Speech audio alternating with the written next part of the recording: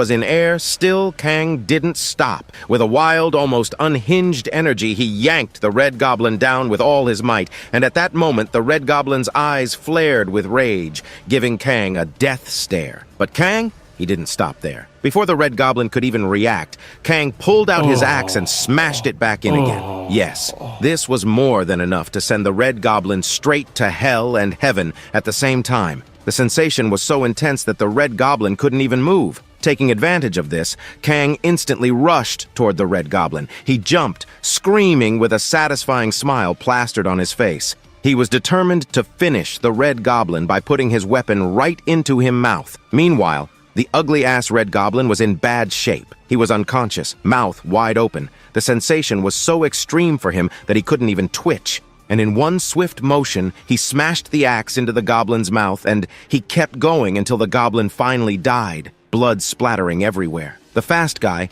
watching from the sidelines, could only think one thing. Who the hell is this guy? Is he really such a strong and overpowered awakener? How was he around him all this time without knowing? Well, he didn't know that Kang hadn't even used his abilities yet. Finally, when Kang was satisfied after hammering his weapon into the Red Goblin's face, the system notified him that he had killed the Red Goblin. And since the Red Goblin was a boss monster, Kang was going to get a reward. But since he hadn't completed the tutorial yet, he couldn't check the item. Kang picked up the item and stuffed it into his inventory. Then, the fast guy called out to Kang from behind. Seeing this, Kang panicked a little. He thought, usually items need to be distributed, right? But the Red Goblin's cherry had been popped by himself from start to finish. The fast guy had just dropped in the middle. Kang didn't want to share this item with him, so like a flash, he bolted from the scene, screaming that he had some urgent business to attend to. He turned back with a kind smile, tossing the ass-busting axe behind him,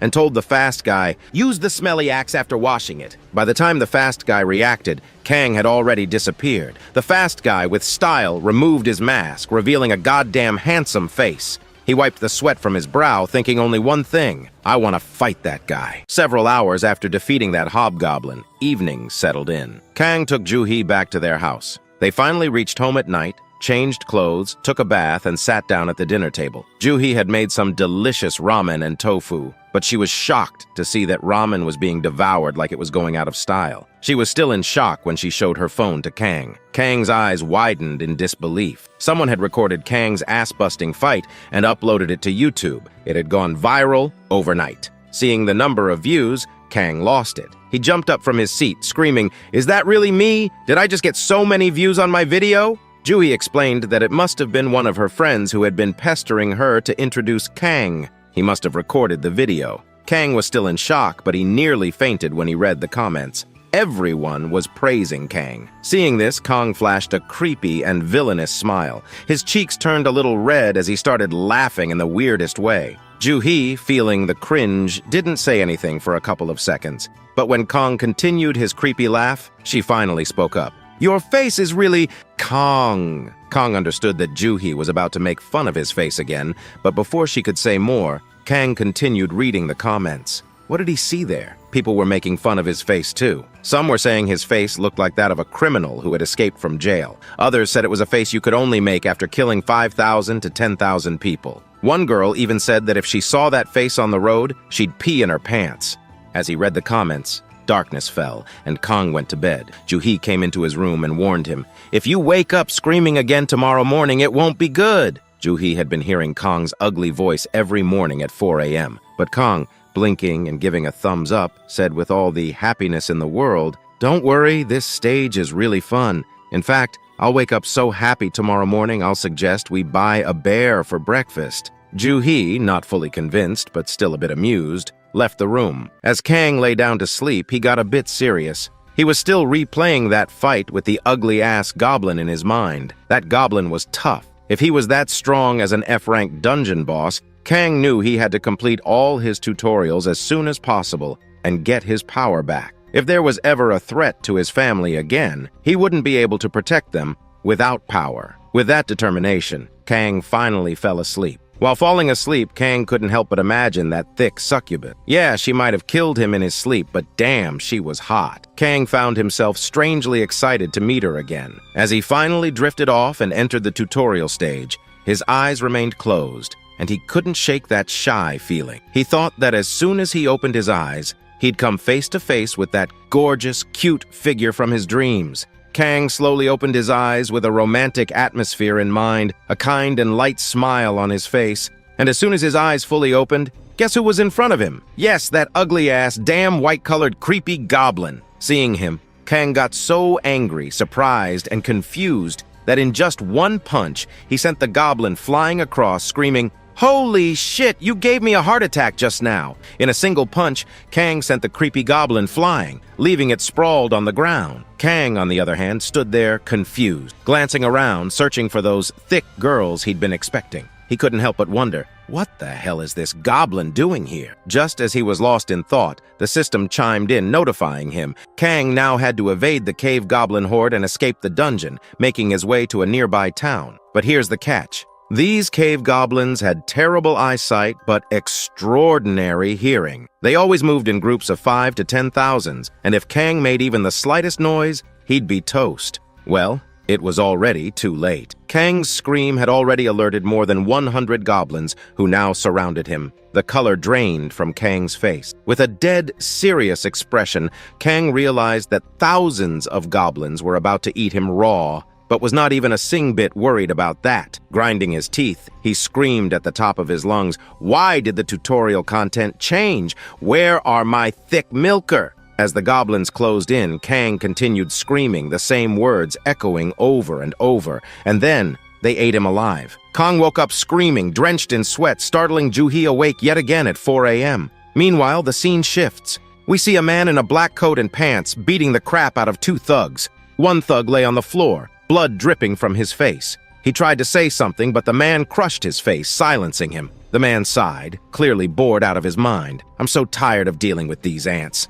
I want to fight someone strong." Then, with the most perverted and lustful grin, he licked the thug's blood from his face. His thoughts drifted back to that ass-busting video of Kang he'd seen on YouTube, and with a twisted smile, he whispered, I want to meet and fight that guy." Almost 2 months had passed, and Kang was still stuck in the damn 5th stage of the tutorial. One night, Juhi came home from work, tired as hell. As soon as she opened the door, what does she see? Kang, wearing round glasses, suit boots, gel slicked on his forehead, a black coat draped over his shoulders, and a holy book in hand, murmuring, "Holy shit." Juhi felt instant disgust. "What kind of mess am I supposed to deal with right after work?" she groaned. Kang, trying to look all majestic, explained to Juhi that his mind was all messed up after dying so many times. So he got himself a holy book and was trying to calm his mind like a damn monk. Then, with an exaggerated flair, he opened the holy book and started telling the story of his life. "How?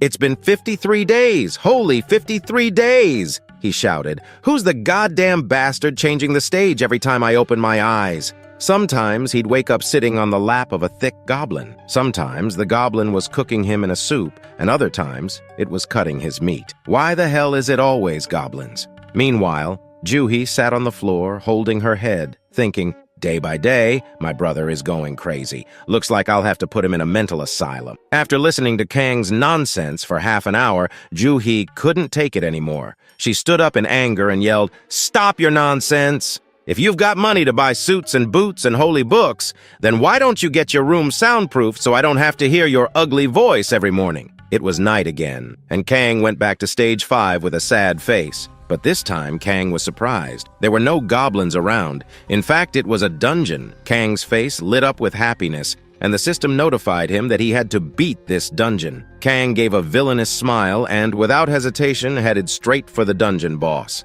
The boss turned out to be a massive tarantula. And let me tell you, I don't know about y'all, but I'm scared as hell of spiders. If I see one in my house, I'm out. So, who's scared of spiders here? And what else freaks you out? Tell me in the comments anyway. Back to Kang. That tarantula spat some nasty special juice at Kang. But Kang didn't dodge. All he could think of was biting the tarantula's throat. But the juice was poisonous, and Kang's hands started rotting from the poison. But did Kang stop? Hell no! Without hesitation, he bit his own hand off to stop the poison. The tarantula was shocked, but before it could react, Kang slid under the tarantula's belly and with a mischievous grin whispered, "This might hurt a butt." Then, with one swift move, he sliced the tarantula in half. Kong stood between the two halves as tarantula blood rained down on him. He was drenched in it, and the system notified him that he had cleared Stage 5. As a reward, he gained a giant's power, which was an B-rank ability. But Kang wasn't satisfied. His mind was elsewhere. He held his hand up in the air and, like a psychopathic killer, started laughing like a madman, his sword dripping with blood. By this time,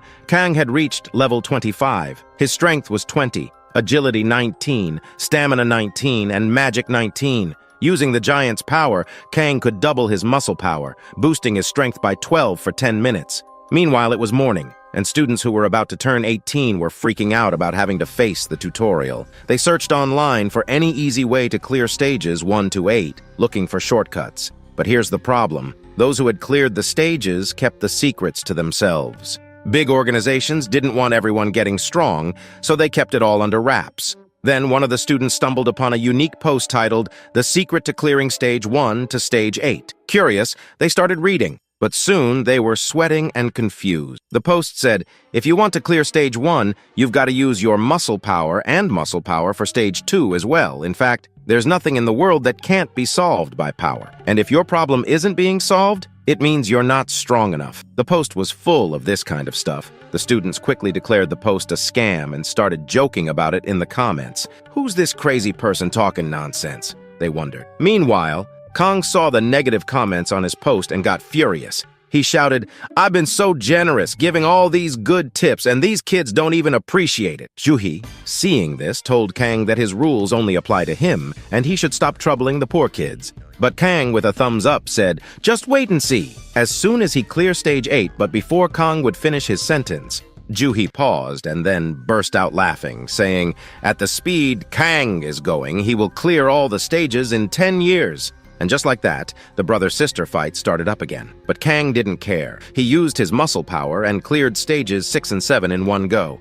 Stage 6 clear reward was a grade B longsword made of black steel. Durability, 500. This longsword was once wielded by a psychopath murderer. After absorbing the aura of thousands of people's blood, it turned black and could only be wielded by a sinister psycho. Stage 7 clear reward, Ronald armor. Also grade B. This was worn by a psychopath warrior in ancient times. Well, it was weird enough that all the reward items he got were used by psychopaths, Kang thought, but his mind was elsewhere. He was thinking about how he needed to somehow complete Stage 8 and surprise Juhi. Only then could he use all these items in the real world. Kang opens his eyes and finds himself once again in that same endless white room. The system notifies him, welcome to Stage 8. And this time, a lovely, seductive voice asks him, what do you believe? Kang doesn't quite get what's being asked. But before he can make sense of it, the white space around him starts cracking. The sky above him shatters, and the ground beneath his feet breaks apart.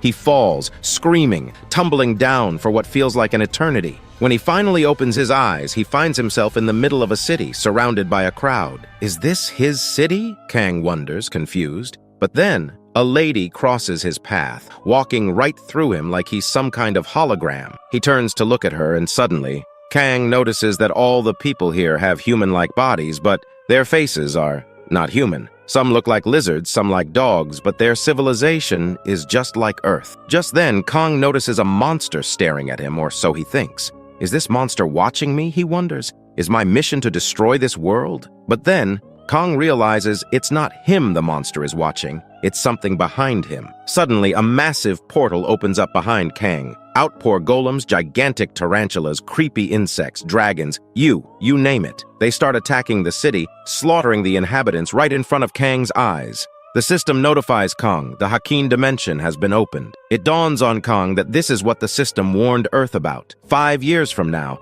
this is what will happen. A flood of monsters will invade and wipe out humanity. But that's not all. Kang sees a colossal shadow looming overhead. As he looks up, a chill runs down his spine. What the hell? He thinks. This godlike, humongous being obliterates the planet in an instant. Kang wakes up in the white, endless space again. He's completely baffled, trying to make sense of what just happened. The seductive, cute voice speaks to him again. How do you feel? Surprise? Kang looks ahead and sees a hologram of a white celestial being. Are you a god? Kang asks. The laughing angel replies, no, I'm not a god. but you can think of me as a kind of dimensional administrator, and those who reach stage 8 will have a chance to meet her and ask any question. Kong, now dead serious, asked, "What I saw on that unknown planet, will that happen to Earth in 5 years?" The angel replied, "It depends on what humans do. She did everything she could to protect Earth from that fate. After all, I'm the one who created the tutorial and gave everyone their powers." Kong, growing more confused by the second, asked, "If she is so powerful, why don't she just stop this shit from happening herself?" Hearing this, she chuckled and with a seductive voice explained,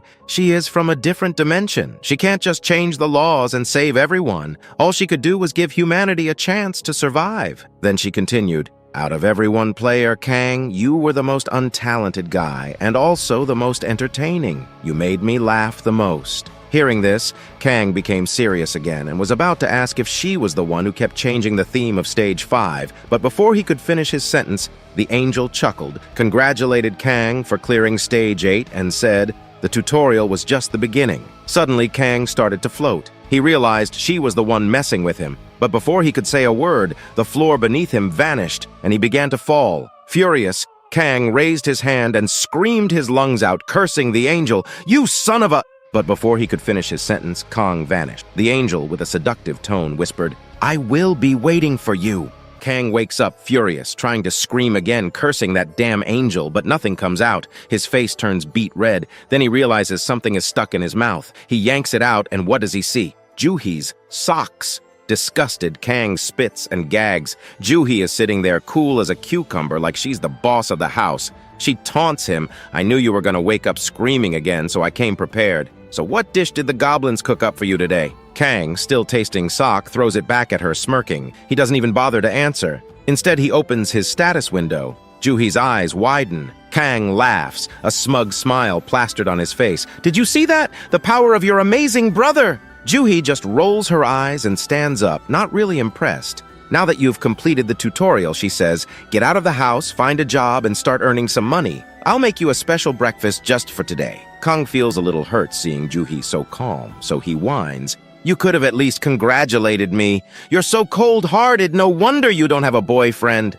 That hit a nerve. Juhi, without missing a beat, chucks the cooking spoon right at Kang's face. Later, we find Kang lounging on the sofa, checking his status window while Juhi heads off to work. Kang's now level 28, with strength at 21, agility 19, stamina 20, magic 20, and a slew of skill. Finally, he takes out the item he got from the ugly-ass goblin. When he opens the box, he finds a dirty, worn-out book. Kang picks it up and says, "Reveal your true nature, my boy." The system notifies him that it's a magic explosion skill book. After learning it, he can fire a magic orb with explosive power. Kang, with a dead serious face, stares at the book for a moment. Then, like a kid with a new toy, he starts laughing maniacally, holding the book up in the air. Yeah, Kang's gone a bit mad by now. The system asks if he wants to learn the skill. Kang says yes, and the book vanishes, the knowledge transferring into him. With everything he's ever wanted now at his fingertips, Kong clenches his fist, finally smiling like a normal person. "Now," he says, "it's time to go to the Awakener Association. Sign up and kick some goblin ass." Meanwhile, the scene shifts. We see a cute, innocent girl carrying a Starbucks cup. Her name's Mi Young, a newly appointed public servant whose job is to fill out forms for people who've crossed the age of 18. It's her dream job. She imagines all the handsome rookie awakeners she'll meet, but oh, how wrong she was. Cut to the reality. Mi Young is sitting at her desk, trembling with fear, tears streaming down her face. Why? Because Kang is standing right in front of her, holding an application form. He's looking like a villain straight out of a horror movie, with dead, serious eyes that seem ready to stab her with 15 knives. Poor Mi Young can't even speak. She just mumbles, "Please show your ID," but it's so soft Kang can't hear her. "What?" Kang asks, and that's enough to make her burst into tears. The other awakeners in line start whispering, thinking Kang must be some criminal who escaped from jail. Cameras come out recording the scene. Kang, clueless, just tries to calm her down, but the more he tries, the more she cries.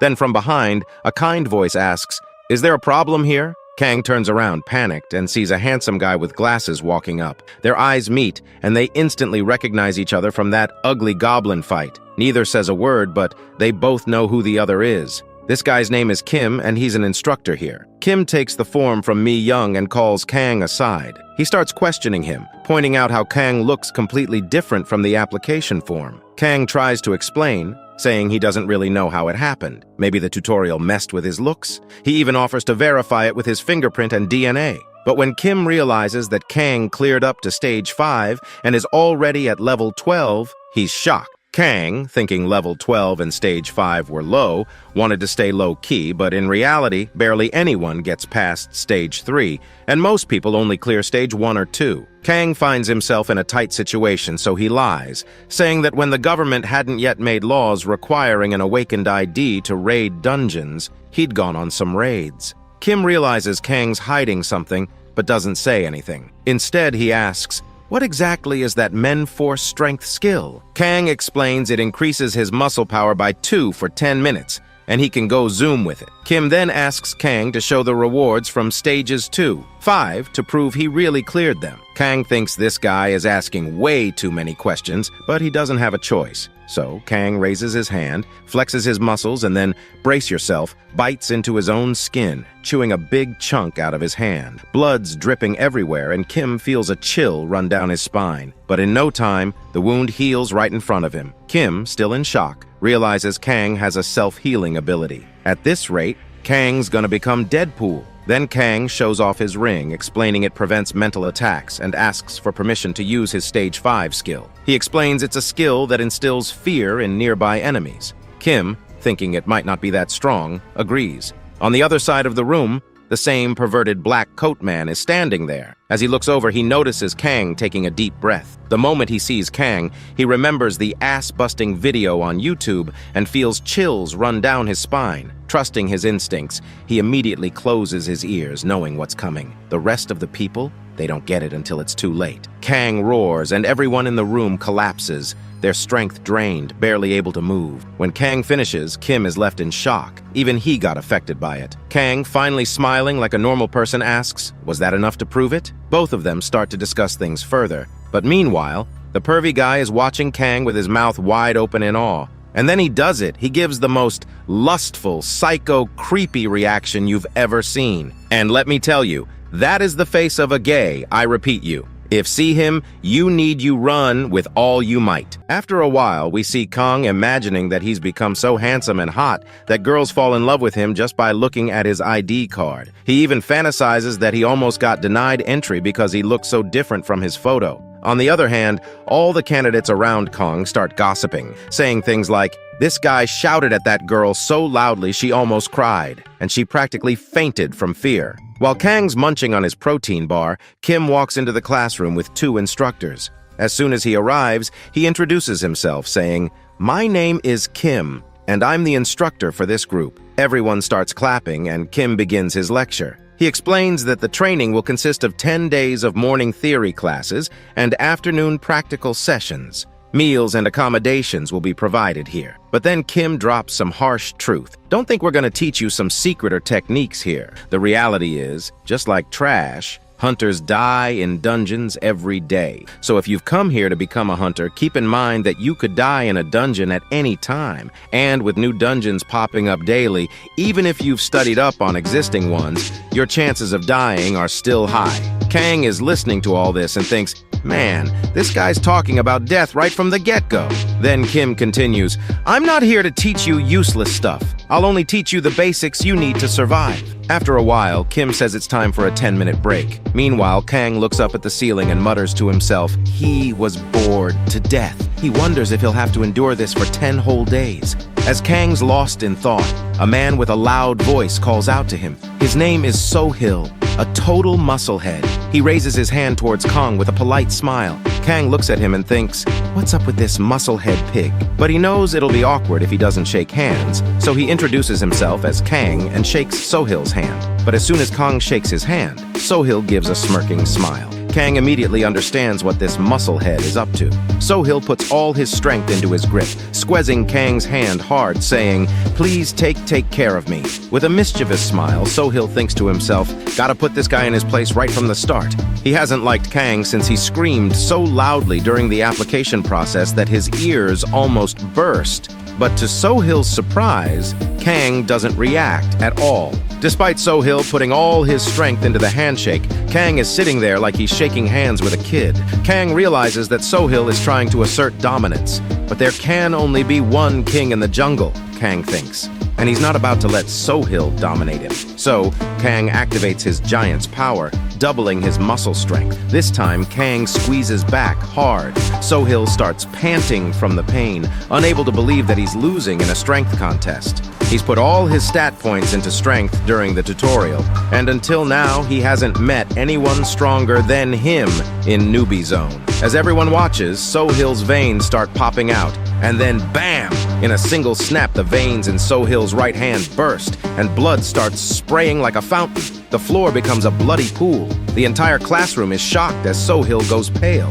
Meanwhile, our gay boy started laughing like a psychopath, with a perverted smile. He's become Kang's biggest fan, drooling with admiration, even clapping as the floor gets drenched in blood, and the musclehead screams in pain. An ambulance comes and takes Sohil away. Meanwhile, Kang tries to explain in anger, "This was just an accident! I didn't do anything!" That musclehead pig came over and squeezed his hand so hard that if he hadn't used his strength in self-defense, his veins would have burst. Kang tells Kim if he don't believe him, Kim can check the classroom cameras. Kim, still shocked, asks about Kang's unique ability. Kang explains that it's called Strength of the Strong, which increases his strength by 1.5 times. But Kim is confused. Didn't you say earlier that your unique ability is Strength of the Man Force, which increases your strength by 2 times? Kang tries to cover it up, saying, "I'm not great with numbers. Must have gotten confused." Kim, realizing Kang is hiding something, just sighs.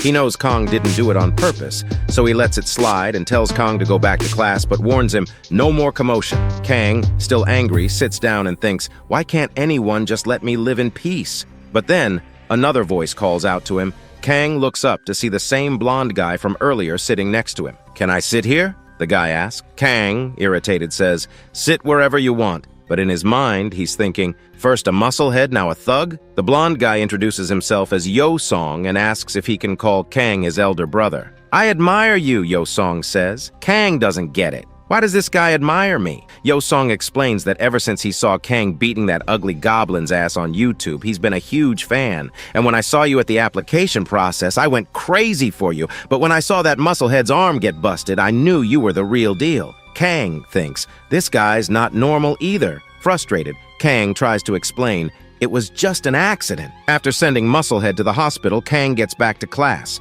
Kim continues explaining that if a dungeon isn't cleared within 5 days, it will break, releasing monsters that will kill civilians. He explains the difference between temporary and permanent cores in dungeons. Destroy the temporary core, and the dungeon will close in 5 days. Destroy the permanent core, and it closes immediately. But then, another big-headed musclehead, Number 2 shouts from the back, "I didn't come here for useless lectures. Get me combat training and my certificate now." The guard gets angry and is about to kick him out, but Kim stops him. With a serious voice, Kim calls Musclehead No. 2 to the stage. The guy, full of confidence, with a smirking smile, says, "I'm on the stage now. Do whatever you want." Are all the people in this story genuinely perverted? Kim takes off his coat, steps down from the stage, and starts a timer on his phone for 1 minute. "If you can even touch me within this minute, you'll graduate immediately," Kim says. But then, with a deadly stare, he adds, "But if you fail, you're expelled." Both Kim and Sohil watch, saying, "Musclehead No. 2 is so arrogant, it's a bit annoying." But then, they both give a freaky, creepy, psychopathic smile and say, "But it's gonna be fun, so it's fine, I'm telling you." Both of these guys are battle fanatics. Musclehead number 2 gets all riled up by Kim's arrogance. He pulls out his sword from his inventory with a smug smile, full of confidence, and says, "You're gonna regret this, man." Instructor number 2 tries to warn Kim, saying, "Hey, that's a real sword, you might get hurt." But Kim, like a total badass, just adjusts his glasses with a dead serious face. "It's fine," he says coolly to his junior. Then turning to Musclehead number 2, he adds, "Come to your daddy." Musclehead number 2, now absolutely furious, veins practically popping out of his forehead, charges at Kim. He swings his sword with everything he's got, but Kim dodges it like it's nothing. Kim smirks and says, "If you scream like a madman and attack a monster, it'll eat your neck first." Enraged, Musclehead swings wildly, trying to cut Kim in half, only to realize he's sliced through nothing but an after image. Kim reappears right behind him like a ghost, whispering in his ear, "You might be strong, but you're so damn slow, you're useless in a real fight." This drives Musclehead crazy. His eyes glow with rage as he turns and starts attacking Kim like a madman, swinging his sword frantically, desperate to land even a single clean hit. But Kim, cool as ever, dodges every attack like he's playing with a kid, making Musclehead look like a fool. Musclehead's rage boils over, his head practically about to explode. He starts swinging his sword wildly like a savage beast. But Kim's done playing. With just one kick, he sends Musclehead number 2's sword flying up into the ceiling. "And here's your final lesson," Kim says with a smirk. "If you keep swinging around like a madman without conserving your energy, you'll run out of stamina before you know it." Then, as cool as ever, Kim pulls out his phone, checks the time, and says, 1 minute 28 seconds, time's up, you're expelled." The entire room is shocked. Even Kang is impressed by Kim's speed. "Damn," Kang thinks, "if I fought him 1v1, could I beat him?" And right at that moment, both Kang and Yusong, making the most criminalistic psychopathic, started to laugh, thinking about what would happen if they fought Kim. Yusong's so eager to fight Kim, he's practically drooling. Kim notices Yusong's laughter and looks over. What he sees is Yusong with a blushing face, saliva practically dripping from his mouth. Kong, noticing this, mutters, "Ayo, is this dude a psychopath? Maybe I shouldn't have let him sit next to me. People are gonna think this hot, handsome guy is hanging out with a psycho." Well, see, who is even talking about looking like Fico Wow? The practical class started, and everyone gathered on the ground. Kim announced that today's focus would be on weapon training. He instructed everyone to choose their preferred weapon and begin practicing. Gradually, the instructors would come around to give individual guidance. Kang picked up a long sword and, while examining it, thought, "This is so boring." Then Yusong came up behind him, saying that practicing alone was dull and suggested they spar together. Hearing this, Kang's face lit up with excitement, but just as quickly, Kim shouted from behind that personal sparring was prohibited until day 6. If anyone was caught doing it, they'd be expelled. Hearing this, Kang's excitement vanished, replaced with disappointment. Time passed and everyone was busy practicing. From a distance, Kang sat with his mouth open, watching the others. He thought to himself, all these people are just pussies. Watching them made him sleepy. He decided that instead of just sitting there bored, he might as well swing his sword around. At least it would help build some muscle. So, half-heartedly, he started swinging his sword randomly, using his F-rank sword skill like a bumblebee flitting about. Kim noticed this and watched him for a long time. Eventually, he walked over to Kang and with an arrogant, strict voice said, "Your sword skill is trash. Where did you learn something so terrible? If you go into a dungeon with that, you'll be the first to die." Hearing this, Kang paused and stared at the instructor with deadly eyes. The instructor continued pointing out Kang's shortcomings. Kang, in his mind, imagined grabbing the instructor by the neck and, with a deadly, creepy, villainous face, threatening him. "Let's fight one-on-one. Let's see if my sword skill is trash or not." In reality, the instructor's pants might have been sweating from fear if he'd seen Kang's terrifying face. But Kang, back in reality, just scratched his ear, deciding it wasn't worth starting a fight. His ear probably stank too. That's when Kim called out to the instructor. Clapping his hands, he grabbed everyone's attention and announced that there would be a sparring match between Kang and the instructor's junior. Both Kang and the instructor were surprised by this. Kim handed his sword to the junior and told him to be careful while sparring with Kang. Hearing this, Kang gave a smirking smile, while the junior remained clueless, wondering why he had to be careful with a newbie. Kim started the countdown. 3, 2, 1, and the fight began. The instructor's junior was a bit serious, but Kang had a big, battle-fanatic smile on his face. As soon as the countdown ended, Kang dashed towards the junior, his eyes glowing with excitement. With a single strike, even though Kang didn't use more than 10% of his power, the instructor's sword shook. Kang lifted his sword into the air, and with one strike, he sent the junior's sword flying. The instructor was shocked, and the sword flew into the air, only to fall down next to the junior's head moments later. The entire place went silent, everyone in awe. Kim took this moment to explain to everyone, no matter how bad your sword skill or any other weapon skill is, if you have power, you can defeat your opponent. Hearing this, Kang thought the instructor was praising him. With a proud smile, he started laughing. But Kang didn't understand a damn thing. The instructor was actually making fun of his sword skill. Kim then pushed his junior forward, helped him up, and apologized. Looking at Kang with a dead serious face, Kim told the junior, "I just had to check one thing, and now I've got my answer."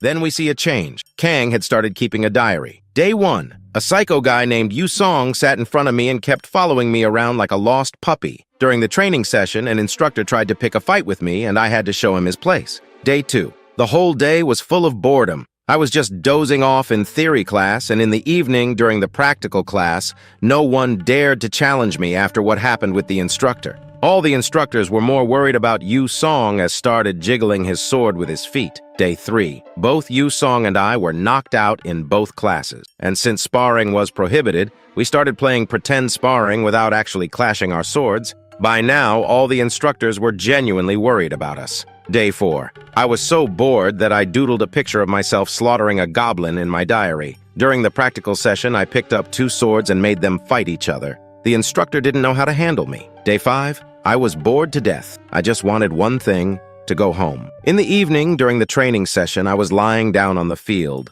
arms spread out, sleeping. When the instructor asked what I was doing, I told him I was meditating. Day 6. I officially died from boredom. I started asking Yu Song to cause some trouble. I told him if I stayed in this mental asylum for another day, they'd have to carry my body home on the 7th day. But then Yu Song, with that creepy smile, said, "You don't have to be bored anymore. Today is day 6, and the 1v1 sparring session starts. I'll show you something special this evening. If that special thing is what I think it is, I don't want to see it at all." Evening came and the 1v1 practical class started. Kang in an instant defeated his opponent. Kang came to his place, sat down, and Yu Song congratulated him. But as Kang continued to watch the sparring matches, he felt like he was watching kindergarten kids brawl. He was getting bored again. Then the fight between 2 candidates started. Candidate number 1 screamed and charged with a spear at candidate number 2, who panicked and froze in fear. But before the spear could hit, Kim, like a flash, stopped the spear instantly.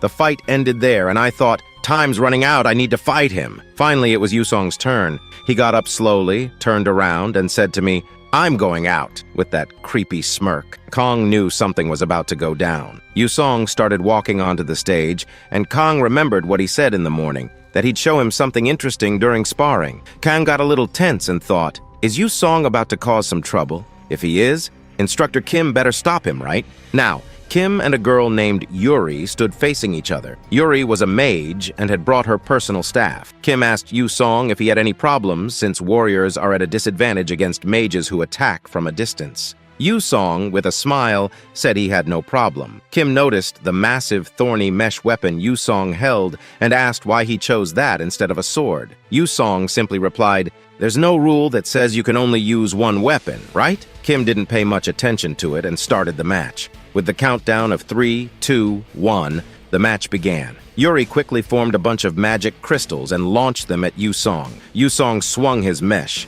effortlessly shattering all the crystal. The shards fell on Yu Song's face, and with that psychopathic grin, he started laughing. Kang was a little surprised, but he was even more amazed to see magic in real life. Kang always loved mages since he was a kid, but Yuri wasn't amused. She was a genius mage and couldn't believe a warrior could deflect her attack so easily. She poured all her energy into forming a massive magic crystal above her, then hurled it at Yu Song. But Yu Song wasn't focused on the crystal. He looked at her with his left eye, lifted his mesh into the air, and stepped back. With a psychopathic battle maniac laugh, he started spinning his mesh. Kang realized what Yu Song was about to do. He struck the magic crystal missile precisely, spinning it around with brute force, and then redirected it toward Kim. Kim dodged it with a swift step, but Yu Song's real target wasn't Kim. While Kim was distracted, Yu Song dashed toward Yuri. Kim realized what was happening, but it was too late. Yu Song reached Yuri and with a savage blow smashed her face with his mesh.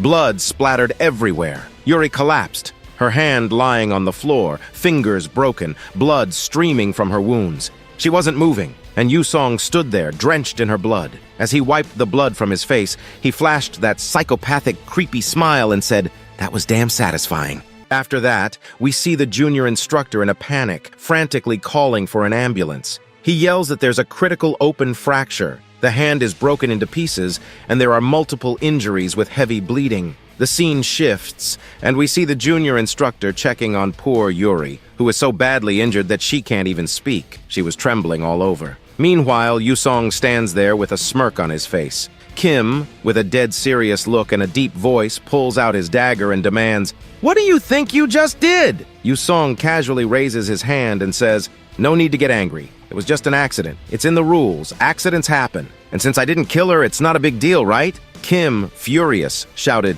"Do you really think I'm gonna believe that bullshit?" Yusong just blinks, which made Kim even more disgusted, but he sighs in frustration and announces, "We're taking a 20-minute break," then calls Yusong over to a corner. "Ew, did Kim really take Yusong for what I'm thinking?" Meanwhile, Kong notices Kim's dagger and gives it a curious look. He realizes it's the same dagger guy that helped take down that ugly-ass goblin. Kang's suspicion was right. Kim was the one who assisted with the goblin. 2 days pass, and the sparring sessions continue. Kang is bored out of his mind, sitting in his seat, while Yusong, after the incident, is a terror in the ring. Every cadet who comes to fight him either faints out of fear or gives up immediately. By the 8th day, Kong's patience finally snaps. He storms into Kim's office with an excited face and says, "The training session is ending in 2 days. Let's duel with real swords." Kim, already frustrated and dealing with Yusong's antics, just stares at Kang with tired eyes. He finally lowers his head and says,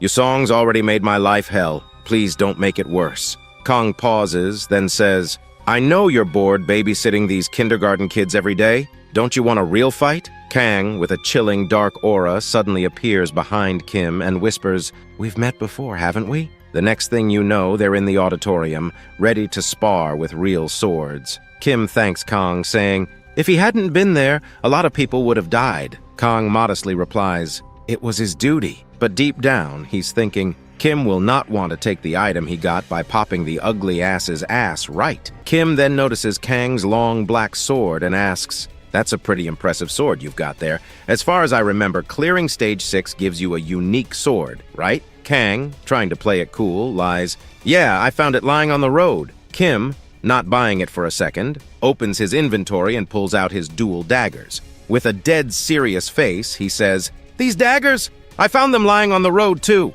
With that, he suddenly leaps from his position, disappearing in a flash, and slashes at Kang with lightning speed. Kang barely manages to turn around and block the attack. Kim laughs and says, "I thought you focused only on strength, but it seems your speed is impressive too." Kang grins and replies, "I know this isn't your full speed, and since I've got recovery speed, you can come at me with everything you've got." Hearing this, Kim smirks. "If that's the case, I won't hold back." He disappears again, this time moving so fast that Kang can barely keep up. Kim strikes from all directions, his daggers almost a blur, but Kang, with a creepy, satisfied smile and glowing red eyes, is loving it. "This is what I was missing!" Kim cuts him from all directions, but Kang's wounds heal almost instantly. Realizing how strong Kang's healing ability is, Kim gets more serious. He plans to put his dagger on Kang's neck, expecting Kang to dodge so he can go for the stomach, but Kang surprises him. Instead of dodging, Kang puts his hand in front of the dagger, letting it get stuck between his bones.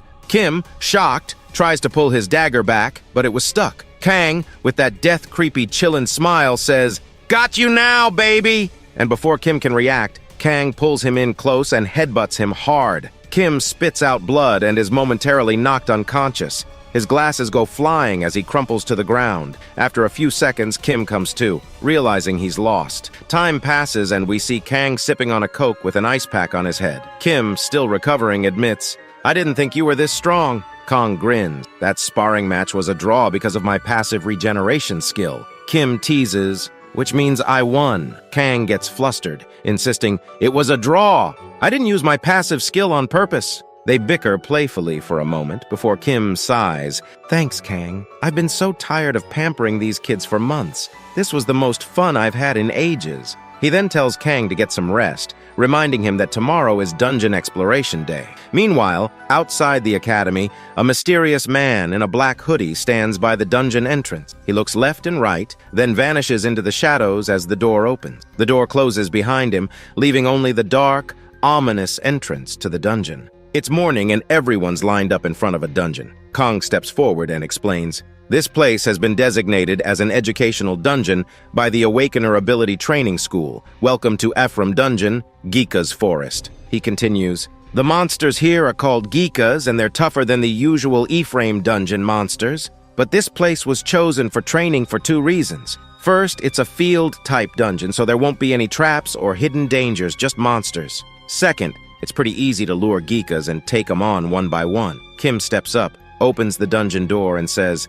"I'll give you the rest of the info once we're inside." Kang takes a deep breath and steps through the entrance. This was his first time entering a dungeon, and he was feeling a mix of nerves and excitement. As soon as he stepped in, Kang felt a weird sensation, like he was floating for a second while passing through the door. When he opened his eyes, he found himself in a completely different place. A lush, green forest. Sure, it was a dungeon, but it looked more like a freaking picnic spot. As they walked, Kang, still taking it all in, asked Yu-song, "So, if we go out through the dungeon gate, we'll be back on Earth, right?" Yu-song, rolling his eyes, replied, "Bro, they taught us all this in theory class. You should know that by now." Kang, a bit annoyed, turned to him and said, "Why are you talking to me? I don't want people thinking a hot, handsome guy like me is hanging out with a psycho." Yu-song, not missing a beat, mumbled, "You're the one who started talking to me first." After a bit, Kim gathered everyone in one spot and instructed one of his juniors to go fetch a Geeka monster. As they waited,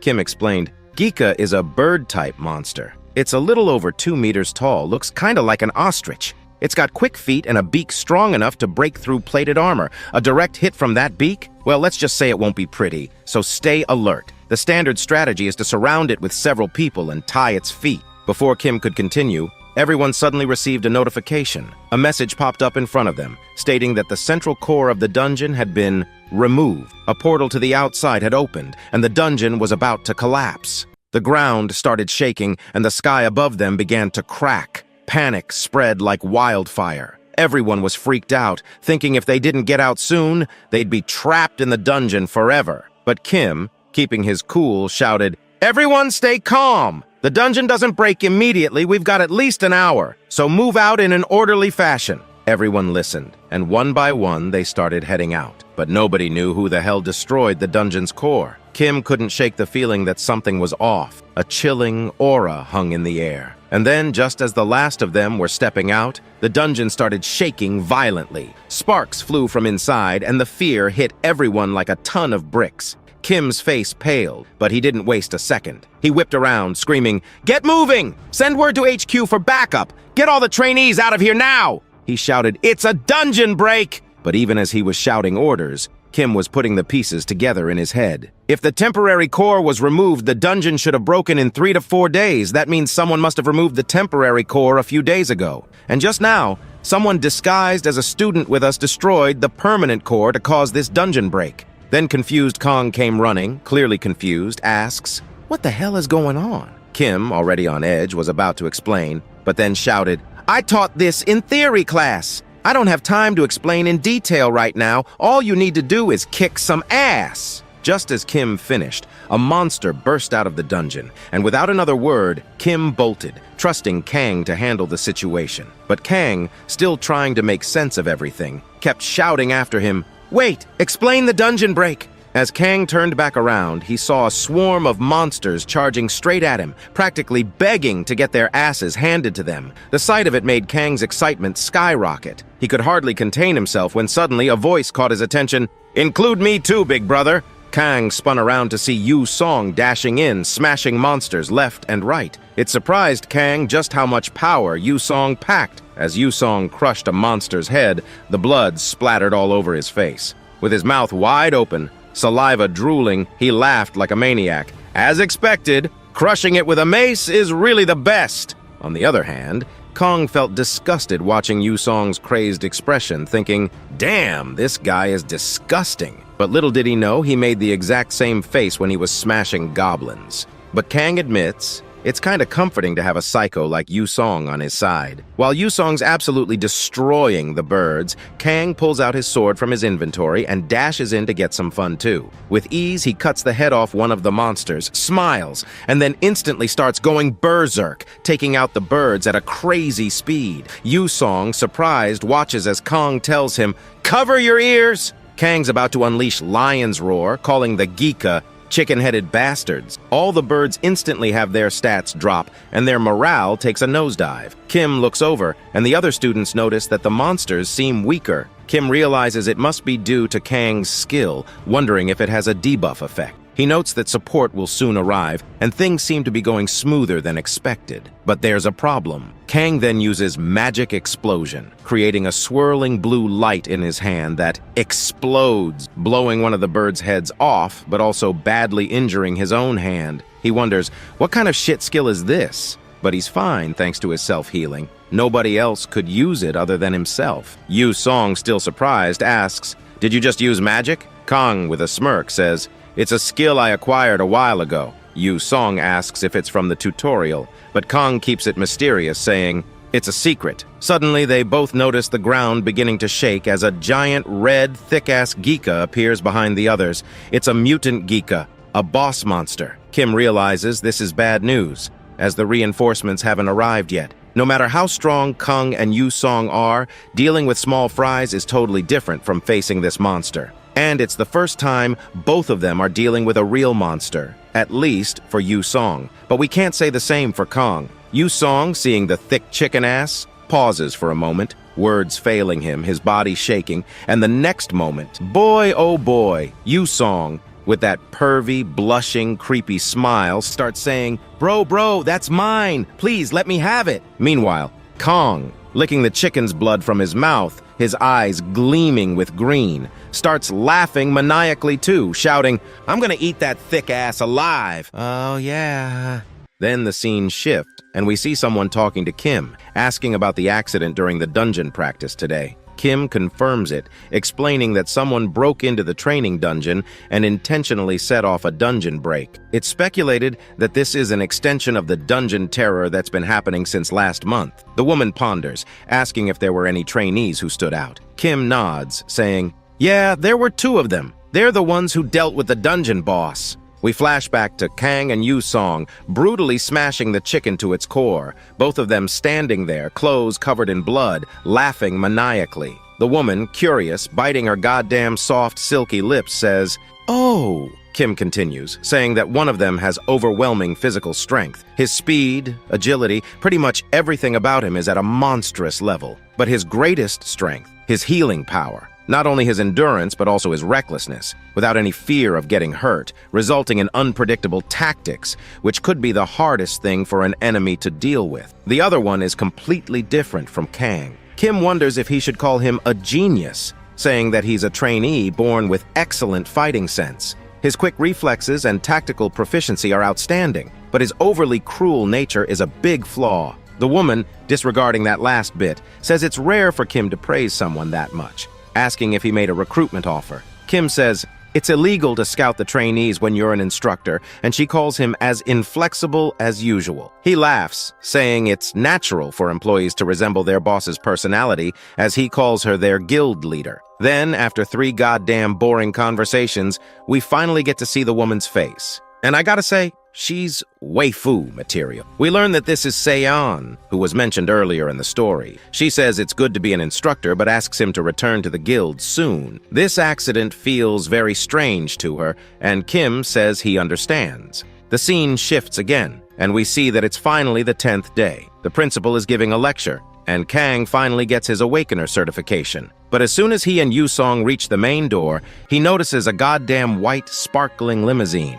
A man steps out of the car and says, "Master, please get in." And Kang, surprised, asks Yu Song, "Were you born with a silver spoon?" Yu Song smiles and tells Kang to get in, saying he'll take him home. Kang thanks him, then gets into the car, saying he's never ridden in a car like this before. Just then, Kim calls out to Kang from behind. Kang turns around and once again mispronounces Kim's name as Kring. By now, Kim's used to Kang's weak memory, so he just laughs it off. Kang, feeling that Kim came to say goodbye, says, "You're surprisingly the affectionate type." Kim sighs, saying, "It's not like that, but sure, let's say it is." He adds that the dungeon break accident that happened yesterday, and the clear rewards will be given to both of them. As Kim turns back to leave, Kang, flustered, screams for him to wait, asking, "Is that all you've got to say? At least give some words of gratitude." Kim sighs, telling Kang that he knows he's strong, and that he's probably going to keep getting stronger. He's sure they won't have to wait long before they meet in a dungeon again soon. But he reminds Kang to never forget his responsibility as a person with abilities,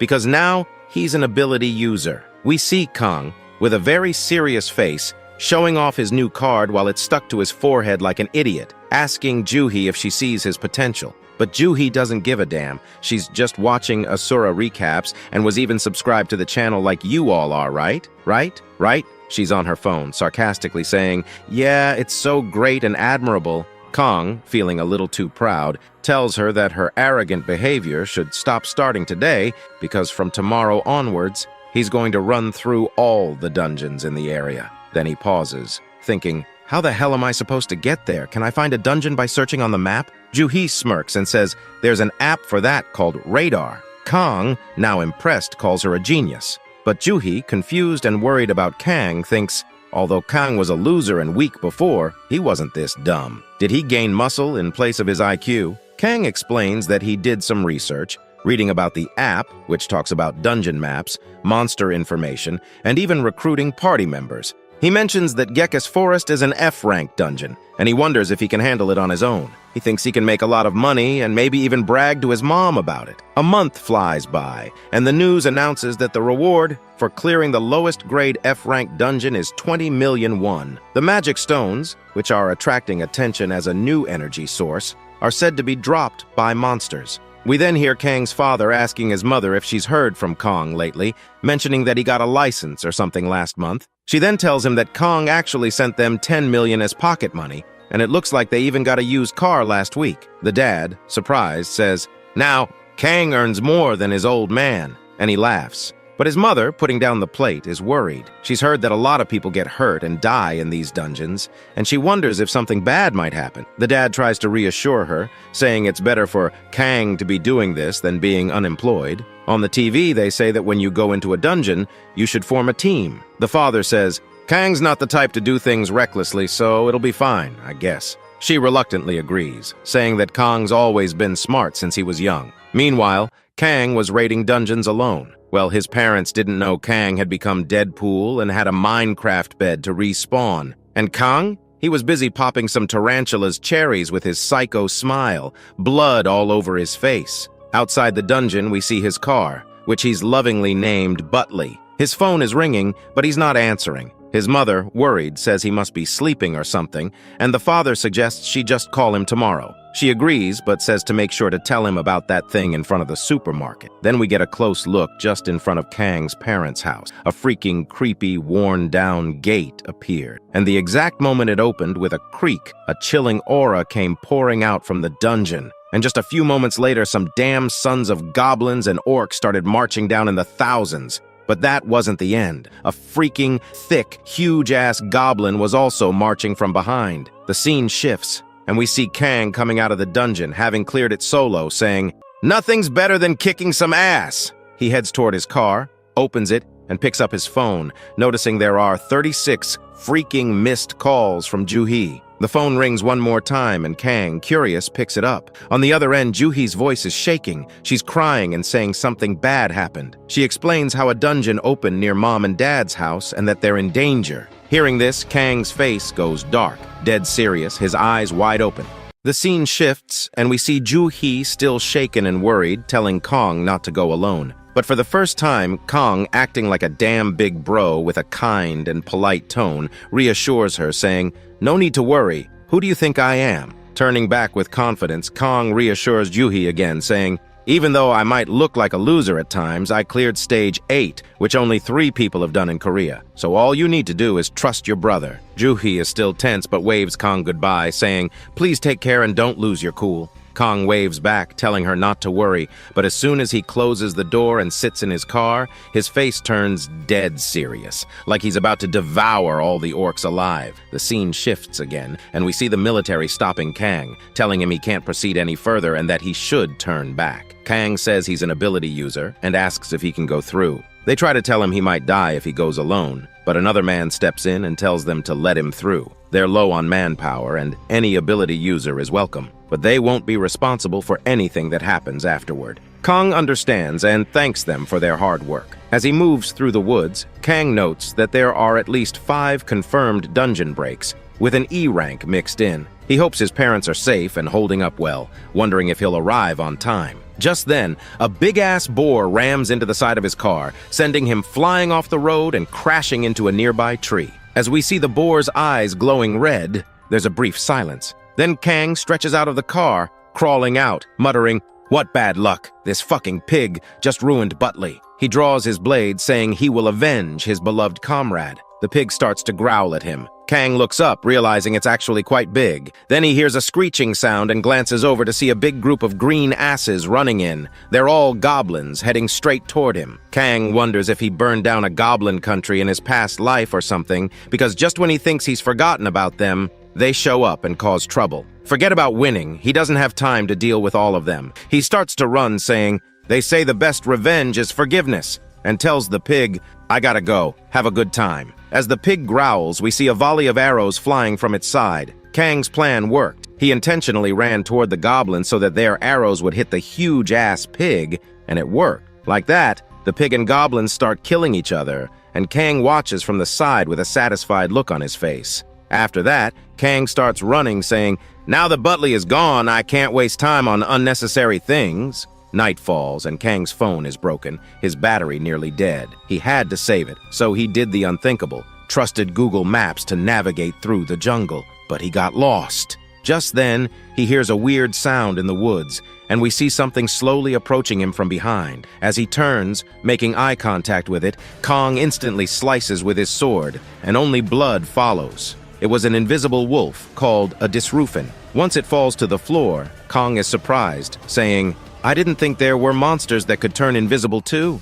and realizes he won't be able to sleep comfortably tonight. As even more begin to circle him, slowly revealing a whole horde of them, he readies his blade, instantly slicing multiple times, slaughtering them like a killing machine. After he's done with the slaughter, he spits out the blood that got into his mouth, sighs, and then does his signature move. His eyes go red like he smoked marijuana all night, his whole body covered in blood, holding a bloody sword with his psychopathic smile, saying, "I can do this all day, all night." Morning comes, and we see hundreds of wolf corpses thrown around like trash all over the jungle. Kang fought the entire night without resting, but now he's laying on top of a tree. For some reason, as soon as morning came, the wolves stopped coming and he managed to sleep for an hour. On the other hand, at Kang's mom and dad's apartment, we see his mom read the text Kang sent. He wrote that he would be reaching home very soon and requested them to lock the door and stay safe. Still scared, Kang's mom calls his dad, who tells her to lower her voice. It might attract the monster. They start to whisper, worried. Mom asks, "Is it really okay for Kang to come here?" Dad, also worried, tells her to call Kang and tell him not to come, but she explains that Kang's phone is switched off. So Dad says, "It's okay, nothing will happen. I know my son is strong," but inside he's also worried. Outside their house, there are hundreds of thick, muscular green monsters. Can their weak little Kong really kill them? Worried sick, Kang's dad glances out the window, but what he sees shocks him to his core. Outside, Kang is standing, soaked in goblin blood, covered in a dark aura, holding an ogre by its head. And in an instant, Kang crushes the skull like a balloon. Then, with a demonic smile, his face full of blood, he starts laughing maniacally, thinking, "Orcs are just a warm-up for me. Mom, Dad, your adorable little son has arrived." On the other hand, Kang's dad, seeing Kang in that terrifying state, shouted, "What the hell? Where did such a terrifying creature come from?" Kang laughs, saying, "I can handle an F-rank dungeon solo, so dealing with these orcs is a piece of cake." As more orcs approach, he adds, "Keep them coming, it's not even tiring." Then he spots 3 orc warriors among the horde. Each one of them could be a boss monster on its own. Suddenly he realizes, this must be an E-rank dungeon, not F-rank. He yells out, "Hey Mom! Dad, I'm coming to get you, just stay put and don't make a sound." His parents hear his voice, and his father mutters, "It can't be Kang's voice, right? I just saw a terrifying monster out there." But his mother, recognizing it instantly, says, "No, that's Kang." They peek out the window, carefully scanning the area. Kang's father realizes it really is him, but he's shocked. Kang looks like a human covered in blood, almost double his size from before, and that demonic smile, it sends chills down his spine. Meanwhile, Kang charges straight at the 3 orc warriors as they let out a war cry. He swings his blade, trading blow for blow with one of them. Another orc lunges from the side, thrusting its sword. Kang ducks beneath it, charging a magic explosion in his hand, and slams it right into the orc's face, gripping its head like a basketball. The explosion sends the orc's body collapsing to the ground. Before Kang can catch his breath, another orc leaps at him, swinging its weapon. Kong catches the blade with his hand, but the force fractures his wrist. It hurts, but not enough to stop him. He counters, stabbing the orc in the throat. With the orc impaled on his blade, Kong twists his body and hurls it into the third orc like he's playing orc bowling. The orc warrior falls flat on its back, looking up at Kang in a vulnerable position. Kang, with a wicked grin, shoves his fist into the orc's mouth and says, "Magic explosion!" The blue light glows from within, and the orc's head pops like a balloon, splattering blood everywhere. Kong sits atop the pile of dead orcs, blood, both his and theirs, dripping onto the ground. But he knows this is just the beginning. A whole tribe of orc warriors surrounds him, hundreds of them. Then he hears heavy footsteps and looks up to see a giant orc towering over the rest. It's an orc general. The orc general lets out a deep, menacing laugh. Kong, unimpressed, mutters, "So, you're the boss? Damn, you're ugly." He wanted to save his magic for regeneration, but it seems that's not an option anymore. He activates his giant's power, boosting his strength by 60%, and takes a deep breath, unleashing his lion's roar. "Let's see what you're made of!" He charges at the orc general. The orc general lands a blow on Kang's face, sending blood flying from his nose and knocking him back. Kang bumps into some of the other orc warriors, who immediately toss him back at the boss like a rag doll. Kang realizes, "This bastard's toying with me," as he gets knocked around, then kicked hard in the chest, sending him crashing to the ground. He struggles to stand, gripping his blade tightly. "I can't back down, not while my family is just behind me." The orc general is surprised at Kong's determination, fighting so hard on the brink of death. Kang screams, charging again, only to hear his mother's scream in the distance.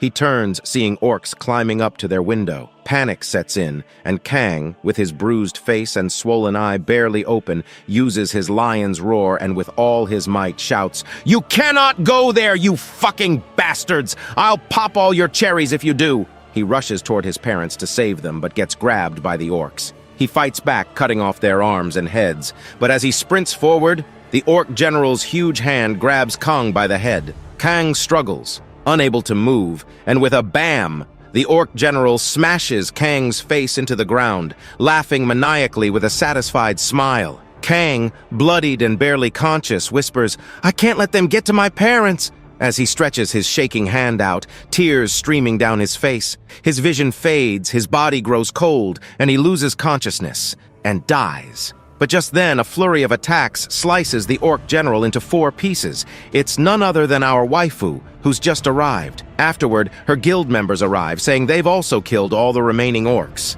She asks about the residents, and they explain they're prioritizing evacuating the injured and ensuring the rest are safe. She sighs, saying, "The damage was huge, but thanks to someone gathering the orcs in one place, it wasn't as bad as it could have been." She looks over at Kang, saying, "That's him, right? The one who was facing hundreds of orcs alone until we arrived?" She's impressed, but adds, "Unfortunately, that person died." As she's about to instruct them to take care of Kong's body with utmost care, she notices the body is gone, vanished, leaving only his clothes behind. Meanwhile, we see Kong suddenly jolt awake, his eyes wide open. Well, Kang turned out to be just a frog in an F-rank well, and I can bet his villainous arc will begin if his parents die. Kang is perched on a tree branch, the same spot where he last slept. Suddenly, the system notifies him his Z-rank skill, Resurrection, has been used. Since there was no specific resurrection location set, he resurrected at the last place he slept. As a penalty, Kang's level drops by 1, and all his stats are decreased by 50%. Just then, with a bolt of realization, Kang understands what this means. He died and failed to protect his parents. He clenches his fists, feeling the weight of his failure. Grabbing his blade, he's determined to get back there immediately. As he drops from the tree, he feels the difference in his stats and mutters, "Damn, my body feels heavy." He starts running, his mind racing. "Please be alive! Please be alive!" He keeps repeating to himself. But as soon as Kong reaches the building, he notices the place is completely deserted, his parents' house included. After wandering all night, he stumbles upon a military unit and borrows a phone from an officer to contact Kim. Only then does he get the devastating news. His father had his arms amputated, and his mother is in a coma. Kong, furious, shatters the phone in his hand. 2 months later, the news reports on the Dogon Guild hunting a boss in the D-rank dungeon, Devil's Anus. They mention that Cayenne, the guild leader, also talked about a new C-rank dungeon that recently appeared. Juhi, looking concerned, asks Kong if he's heading to a dungeon again. Without hesitation, but with a hint of sadness still in his voice, Kong says, yes.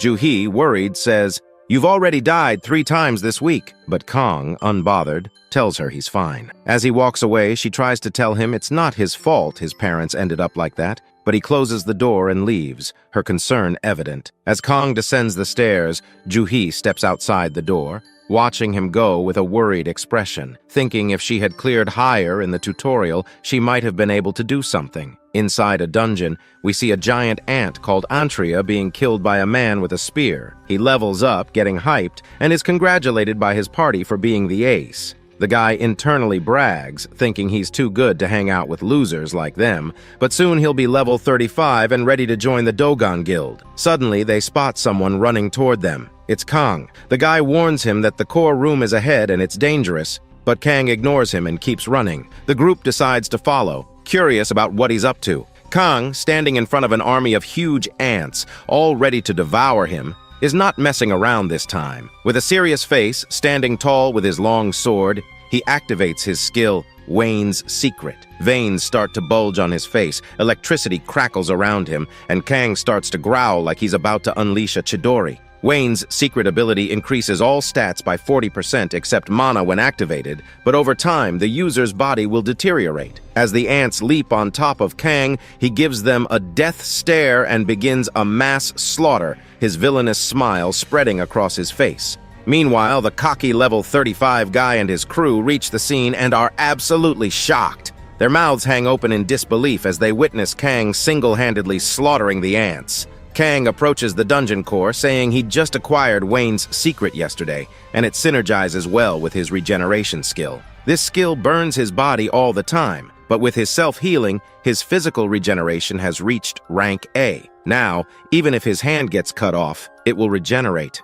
Man, I'm telling you, he's becoming Deadpool day by day, he muses. Just then, the cocky guy calls out to Kang from behind and asks if he's really okay. Kang replies, I'm so much better I could dance! Hearing this, they exchange glances, and Kang grabs the dungeon core, a normal core, puts it in his inventory and says, if there's nothing else, I'll take my leave. Now please get out of my way. With that, Kang leaves without another word. They ask if he's not going to collect the magical crystals from the corpses, but he says he doesn't need them, it's all theirs, and leaves, thinking he doesn't have time to waste. He wants to become the strongest. The group instantly starts collecting the mana crystals, wondering how much money they're going to get. The spear guy turns around, giving Kang one last glance before they leave. Sometime later, one of them asks who that man was. The cocky guy replies, why does it matter? We're earning a lot of money, and that's the important thing. He tells her not to get so caught up on it, as there are different types of people everywhere. The important thing is that they earned a few days' worth of money at once, all thanks to him. One of the other members suggests that maybe it's that guy, the one who clears dungeons by himself. The spear guy says,